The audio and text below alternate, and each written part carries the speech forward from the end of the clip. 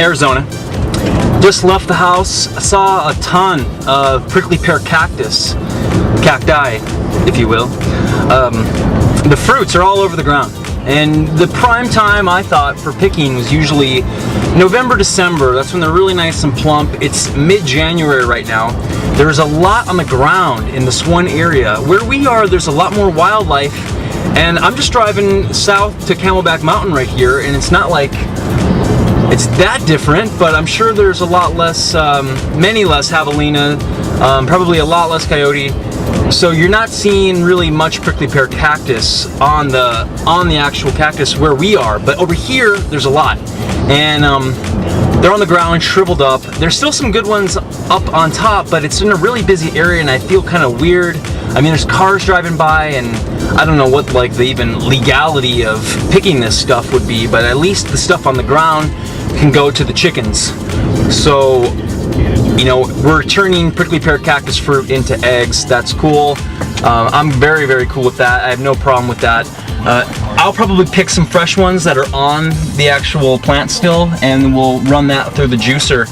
But otherwise, I'm basically on a chicken food foraging outing right now, and it should be pretty good. So we'll see what happens. We're probably about 3 minutes away here. I'm at a stoplight, and I'm gonna buckle up for safety right now.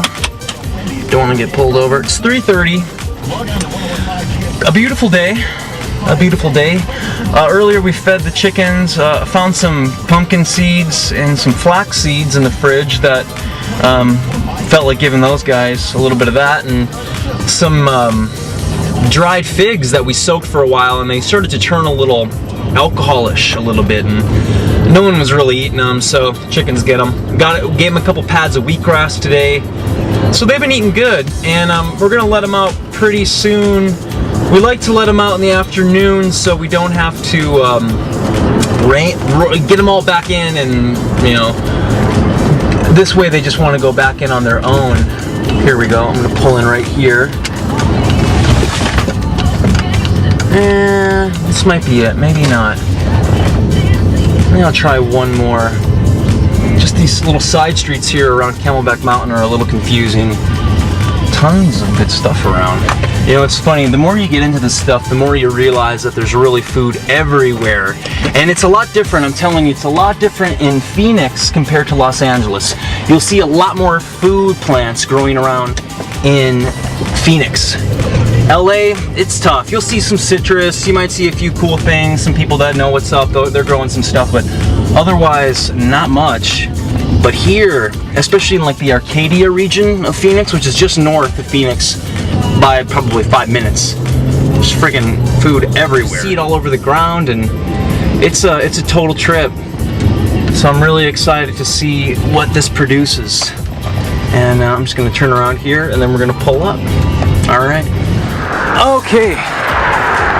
You know if you know the area, there's Camelback Mountain right there, and I'm just walking north on 44th, otherwise known as Tatum, and coming up to some prickly pears right now.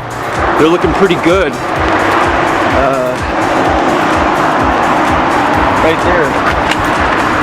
Check out all these.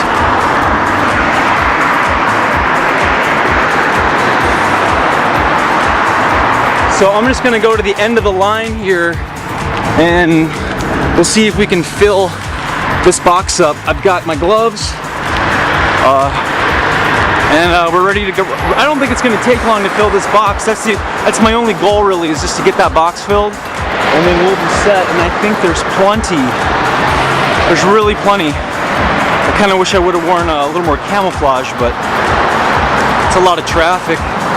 I just would hate to see a cop drive up or something and ask me what I'm doing. Not like it's the worst thing in the world, but it's definitely different. So let's get these going. They're all over. I am shocked that there's and look at all these. Really nice chicken food. They're still plump, and there's still a few on the cactus. So I think I'm gonna pick a few for ourselves. What the hell? I don't think the birds are eating them or anything.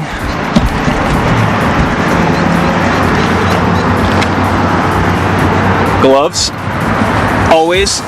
Anytime really any time where you don't need the dexterity, it's good to wear gloves. Cause look at I got so messed up from brush and picking those olives yesterday that.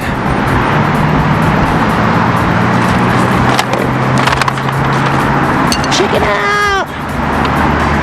I'm not really too worried about the chickens getting the spines. I feel like they're smart enough to kind of work with it. I mean, they eat everything. And this isn't even the full-on commercial variety of prickly pear cactus because there's a lot of spines. Your number one commercial variety is going to be the Indian fig, and for sure that's a lot more plump. And by turning these into eggs, we're making a big jump, taking a big piece of the puzzle, and getting things really figured out nicely. This is awesome. This is awesome. I can feel a spine in my finger, and I'm wearing gloves still. Ouch!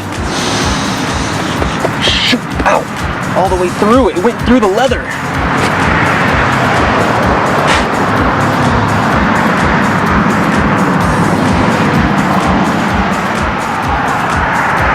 Ouch!